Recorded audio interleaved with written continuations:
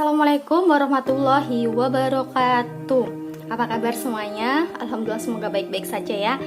Oke, bertemu lagi dengan saya Liwin Insani dari mahasiswa Stikes Surya Global Yogyakarta, Prodi Kesehatan Masyarakat, konsentrasi kesehatan reproduksi. Oke, kali ini saya akan menjelaskan persalinan operatif. Nah, teman-teman, apa sih itu persalinan operatif? Persalinan operatif yaitu proses kompleks untuk menyelamatkan ibu maupun bayi saat lahir. Oke.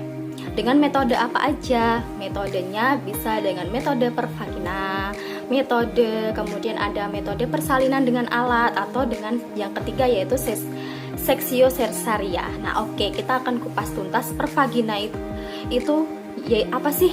Oke, per vagina itu adalah kelangsungan persalinan dengan ibu sendiri. Jadi dengan berlangsung kekuatan dari ibu kayak gitu. Kemudian kalau dibantu dengan alat itu persalinan metode alat, yaitu dengan dibantu dengan alat-alat, contohnya spekulo ya, dipasang spekulo, kemudian juga ada vakum ya, biasanya dengan cara vakum. Nah, kemudian yang ketiga sesar ya. Sesar itu apa sih? Nah, sesar itu yaitu penyayatan atau pembedahan pada dinding abdomen atau dinding rahim ya, untuk membantu mengeluarkan bayi. Oke, sesar itu dibagi menjadi berapa sih? Oke, sesar dibagi menjadi dua ya, yaitu primer dan sekunder. Kalau primer itu pertama kali ya, sesar pertama. Kemudian sekunder itu yang terjadi karena dengan riwayat sesar sebelumnya. Jadi dia memiliki riwayat sebelumnya.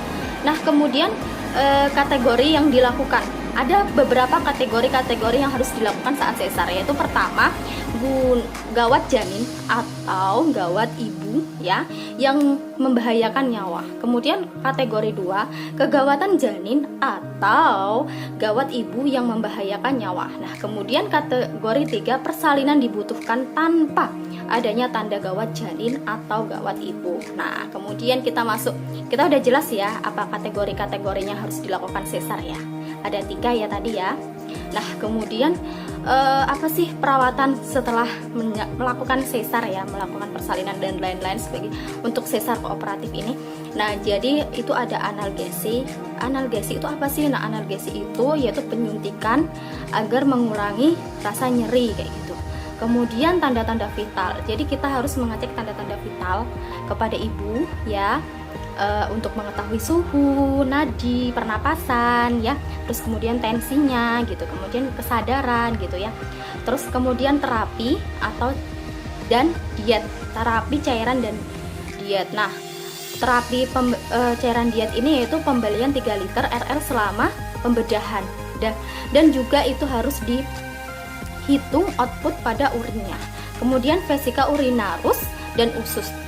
Kateter dapat dilepas setelah 12 jam. Nah, ibu yang sesar itu kan dipasang kateter. Nah, kita melepasnya itu setelah 12 jam kayak gitu.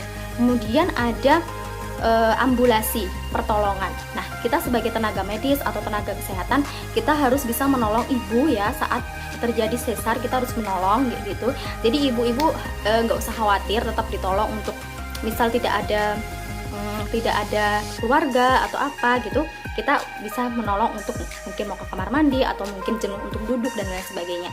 Kemudian yaitu perawatan luka. Nah, di sini perawatan luka kan kita harus sering-sering merawat luka atau juga mengganti perban ya, seperti itu. Untuk memastikan luka tersebut bisa berkurang dan kering kayak gitu.